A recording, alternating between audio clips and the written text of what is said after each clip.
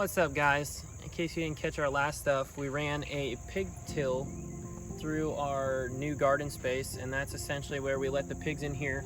They like to root up the grass and everything, so you can see all this though.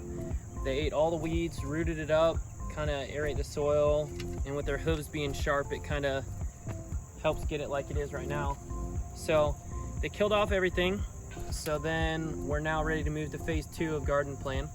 So phase 2 was selecting kind of our garden path. We didn't want regular rows, just because it's not how we garden. We like to do more of a permaculture design, so we kind of like to cluster everything in. We are separating out a couple things, like those boxes are going to be asparagus. And then eventually we're going to make some keyholes coming off here. And if you don't know what a keyhole is, it's a thin path that goes out to a little loop. And what that does is you can actually get more, you have more square footage to garden in than if you were to do straight rows. Where with the keyholes come out and you have this whole perimeter that you can reach to garden, and then you would have your next keyhole. And the idea, maybe a keyhole, stagger them, so we have one keyhole here, one coming from up there, one coming from here. So that's the plan right now. Like I said, this is phase 2, so we're getting our path down. So we just got some compost to lay out on top of our soil here where the pigs tilled up, and we're just adding a little bit of the compost to put some nutrients, extra nutrients in there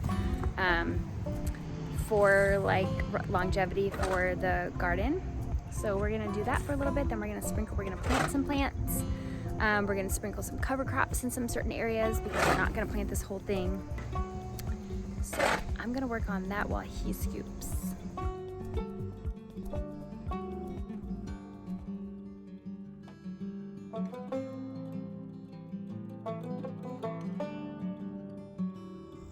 Here's the garden today.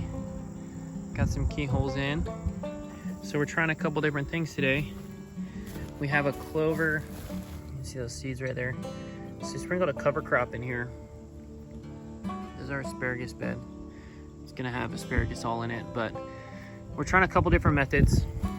We've never really used a dedicated cover crop. We've done stuff that acts like a cover crop, but in this bed, so the grass doesn't grow back, we're doing a cover crop. And then in the other bed, since it had a little more green, we're gonna do a layer of cardboard first and then compost. And we'll let that sit till next spring. So this is all the stuff the piggies tilled up, and we just sprinkled.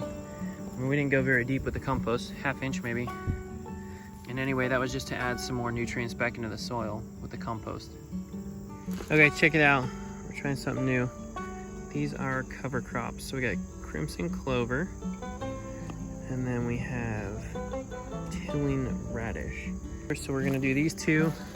I already sprinkled the crimson clover all over. Okay, so I'm literally just taking a handful of seeds, and then sprinkling them out in an area. And that's my high-tech way I'm doing it. I did sprinkle a little more any place I saw some potential grass coming through or other weeds or something. I did sprinkle a little heavier. Just watering everything real good now that we sprinkled it all. Stay tuned to find out how this cover crop works for us.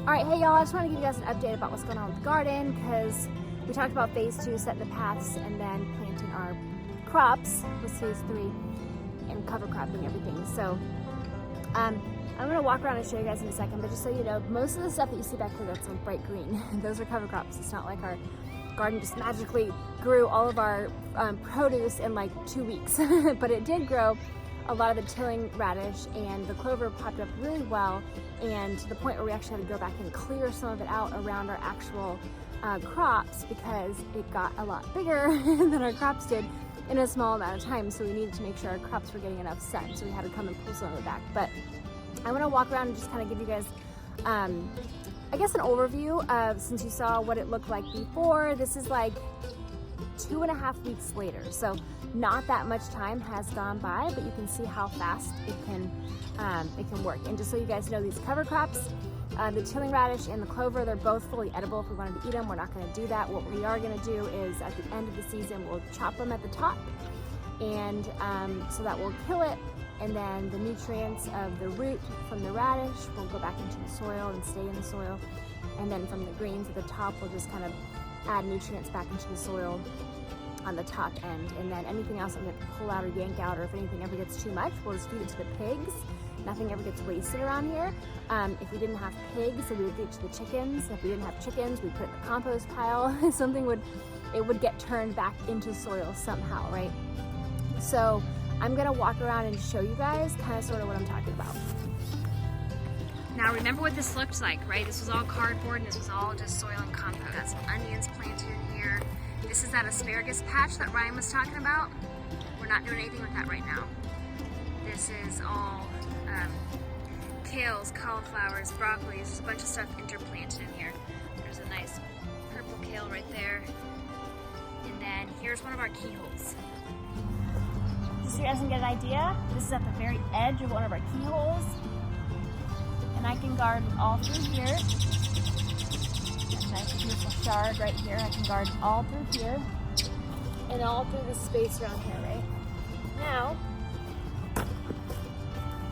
if I was at this other keyhole, same thing. I've got all these things in here, right? So, you can't really see me now, but this is the gist of the keyhole. It saves a lot of space in the garden because you don't have to have as many rows taking up space, and you get to access so much, and then you get to like intermingle things really, really easily. Here's a space where we didn't put any cover crops, just so you guys can get an idea. This is what we want to avoid. This is why we use cover crops. We don't want this crabgrass growing through.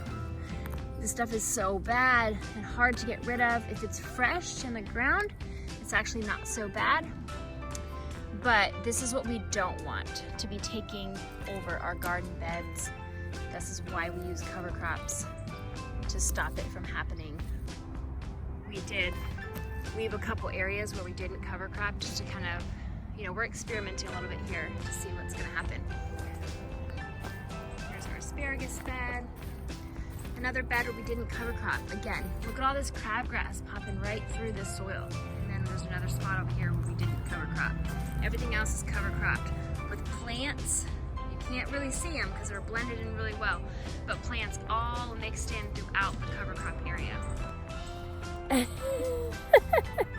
This is just me laying in my bed of cover crops. I love it. It's getting late, sun's going down, but I wanted to wrap this video up just by explaining to you guys so you can see it all come together, because you saw it in the beginning when it was like nothing but a freshly pig-tilled piece of land, and now you can see how we are growing our vegetables in that piece of land, and how we are going to be protecting the soil from overgrowth of anything really, but crabgrass mainly for our area. There's so much of it, and we don't want any of it. So cover crop is the answer that we went with, and I can't wait until I get to show you guys the beautiful crops that we're going to produce right here from this space, not just now, but also next season, because everything we're doing now is not just for this season. Everything we're doing now is prepping our garden for like long-term health and what's the word? Stamina of, production, right? Our soil is going to stay nice and healthy. We're not going to have to add anything into it because everything we're doing is going to be already doing that naturally for us. So thanks for watching, and join us on our next video. I don't know what that's going to be about yet, but so anyways, thanks for watching, and if you're inspired to grow your own food, then get outside and plant some shit, because look what you can do in a matter of 2.5 weeks. 2.5 weeks. That's it. It's going to be an awesome season. All right. Bye, guys.